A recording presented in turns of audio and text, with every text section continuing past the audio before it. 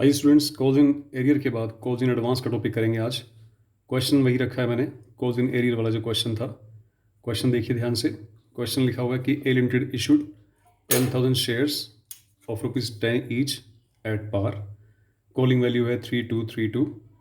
ये डेट्स, ये application allotment first and second and final call, ठीक है। ये डेट्स गिवन है कि किस किस डेट को ऐसा ये कॉल किया गया है।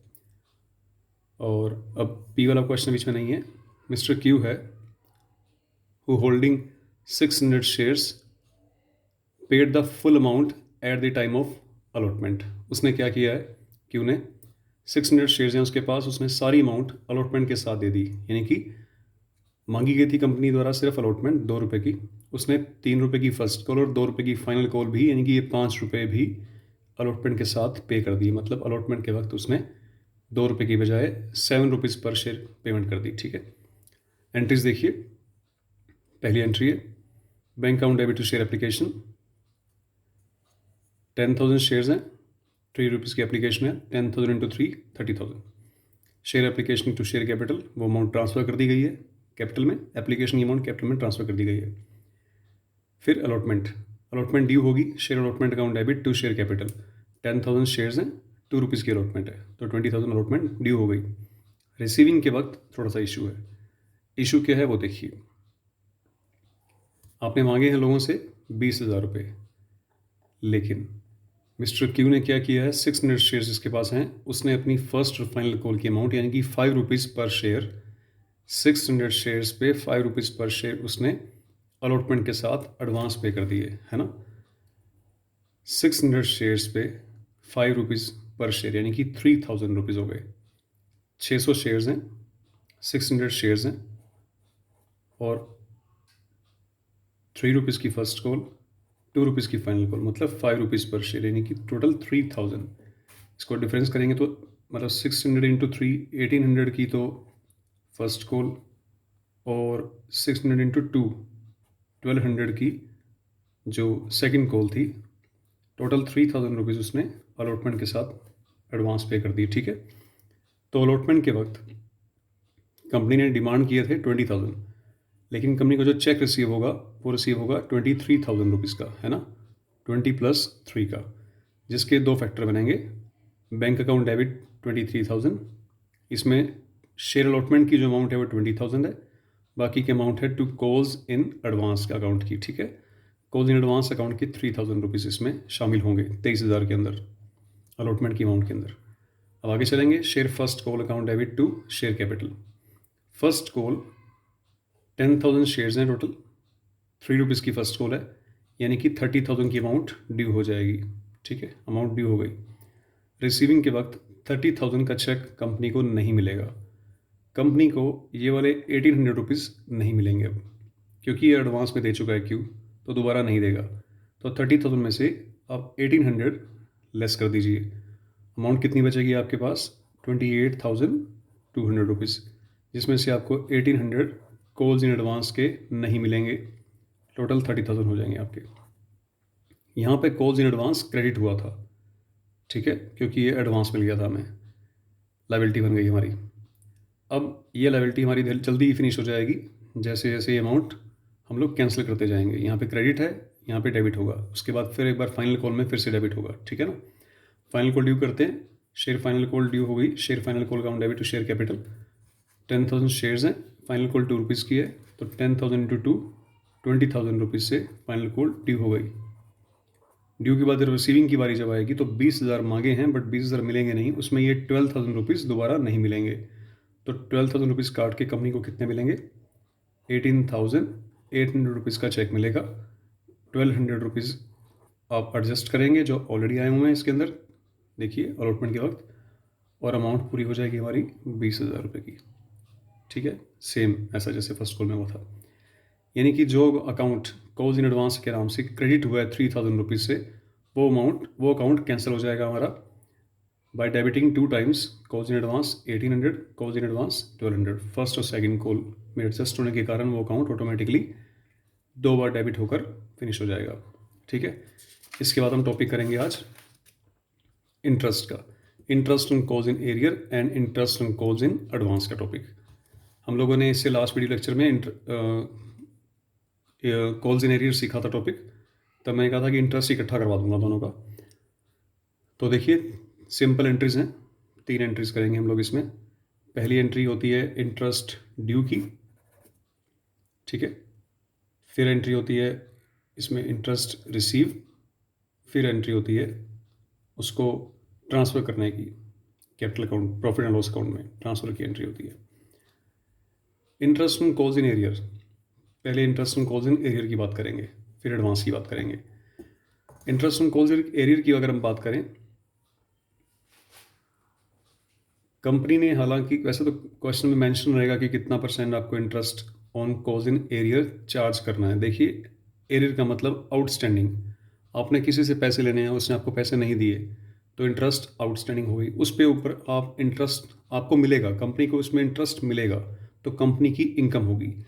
मैं कह रहा था कि रेट ऑफ इंटरेस्ट की बात मैं कर रहा था कि रेट ऑफ इंटरेस्ट की अगर हम बात करें तो interest on calls in arrear अगर क्वेश्चन में मेंशन है तो बहुत अच्छी बात है, अदरवाइज फिर अगर मेंशन नहीं है तो table F of schedule 1 of companies act 2013 के रूल फॉलो करते हुए हम 10% पर एनम की रेट से, at the rate of 10% per annum की रेट से इंटरेस्ट चार्ज करेंगे शेयर होल्डर से, interest on calls in arrear के नाम से। इसी तरह एडवांस की बात अगर मैं करूं कि जिन लोगों ने हमें एडवांस दे दिया, जैसे कि अभी हम लोगों ने क्वेश्चन किया कि मिस्टर क्यू ने अपने अमाउंट एडवांस दे दी थी हमें, तो एडवांस पे कैसे कैलकुलेट होता है, उसकी रेट ऑफ इंटरेस्ट क्या रहती है, एडवांस पे कैलकुलेशन होती है at the rate of 12% per annum. ये भी क्वेश्चन में अगर मेंशन है तो अच्छी बात है, नहीं मेंशन है तो आपका ये amount according to schedule 1 of table F schedule 1 according to companies act 2013 के अकॉर्डिंगली ये फिक्स किया हुआ है, ठीक है। मतलब इससे कम इतना इंटरेस्ट पे करेगी कंपनी, इससे कम, ये मैक्सिमम रेट ऑफ इंटरेस्ट है, इससे कम दे सकती है कंपनी, इससे ज़्यादा नहीं दे सकती, ठीक है। और ये कलेक्ट करेगी इंटरेस्ट, ये मैक्सिमम इंटरेस्ट है 10% के हिसाब से। तो एंट्री करना सीखते हैं इसकी। एंट्री से पहले इसकी कैलकुलेशन कर लेते हैं, कैलकुलेशन कैसे रहेगी वो देखिए। हमारा जो फर्स्ट क्वेश्चन था उसमें क्या था कि पी एक होल्डर था, 500 शेयर्स थे उसके पास, फेल टू पे द फर्स्ट कॉल। अब फर्स्ट कॉल मांगी गई थी 1 अक्टूबर को, उसने फर्स्ट कॉल इस दिन नहीं दी, बाद में फाइनल कॉल के साथ वो अमाउंट इसने पे कर दी।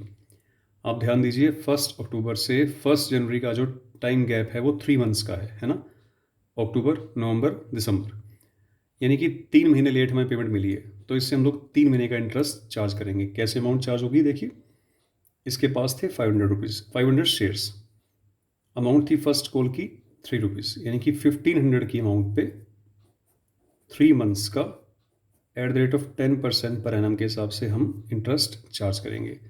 इसे कैलकुलेशन करेंगे तो अमाउंट आ जाएगी 37 रुपीज़ 50 पैसा। तो इसकी जर्नल एंट्री क्या बनेगी अब, sundry members account debit to interest on calls in arrear, ये अमाउंट ड्यू की एंट्री है। Sundry members account debit to interest on calls in arrear, interest on calls in arrear यहाँ पे क्रेडिट क्यों हो रहा है, क्योंकि ये हमारी कंपनी के लिए इनकम है, क्योंकि पेंडिंग अमाउंट पे हम इंटरेस्ट उनसे चार्ज कर रहे हैं, तो income credit all the income का रूल फॉलो होगा इस पर। तो इस हिसाब से पहली entry sundry members account debit to interest on calls in arrear, ये अमाउंट ड्यू हो गई। फिर अमाउंट रिसीव हो जाएगी bank account debit to sundry members हमें पैसा दे देंगे, ठीक है।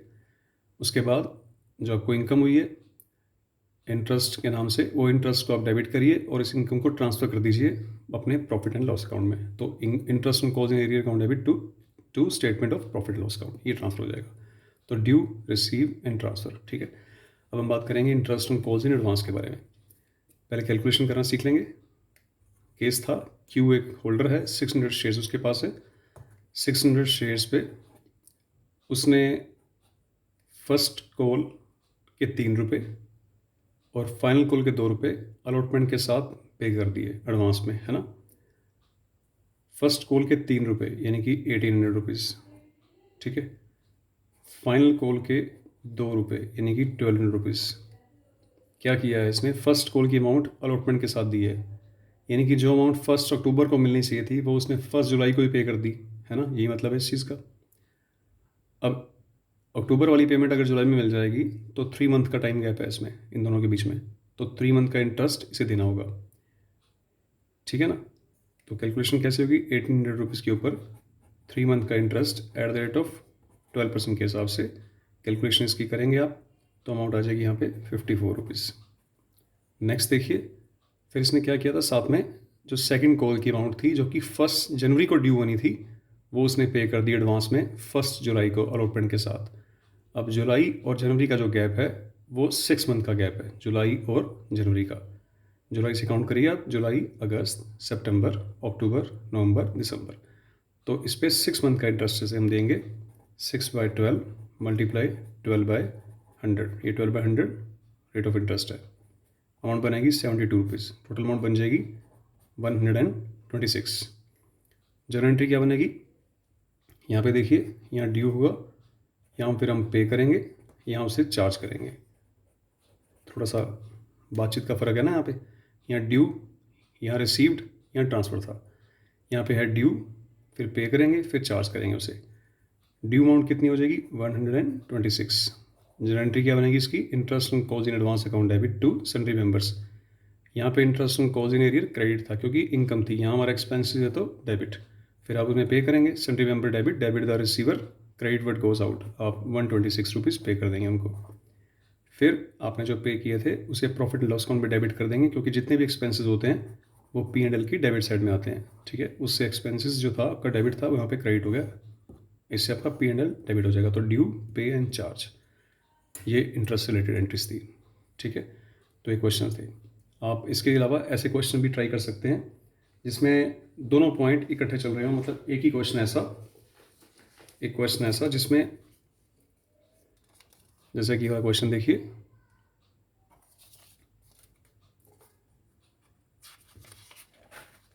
इस क्वेश्चन को देखिए, 10,000 shares issued at par of ₹10 each, calling value है 3232. Mr. P holding 500 shares failed to pay the first call. Mr. P है 500 शेयर हैं उसके पास, उसने फर्स्ट कॉल नहीं दी है। Mr. Q है holding 600 shares, paid first call along with the allotment, उसने first call की अमाउंट अलॉटमेंट के साथ दी थी। मतलब एक ही क्वेश्चन ऐसा जिसमें कॉल्स इन एरियर भी आ गया, कॉल्स इन एडवांस भी आ गया। आप ऐसा क्वेश्चन भी ट्राई कर सकते हैं। इस क्वेश्चन में मैंने फाइनल कॉल की अमाउंट के ऊपर क्रॉस लगाया हुआ है अंदर की तरफ, ये सिम्टम है कि final call not yet been called by the company, अब तक फाइनल कॉल मांगी नहीं गई है, यानी कि 3 रुपये, यानी कि फर्स्ट कॉल तक ही कंपनी ने कॉल किए है। तो आप इस टाइप के क्वेश्चन भी ट्राई कर सकते हैं। Thank you.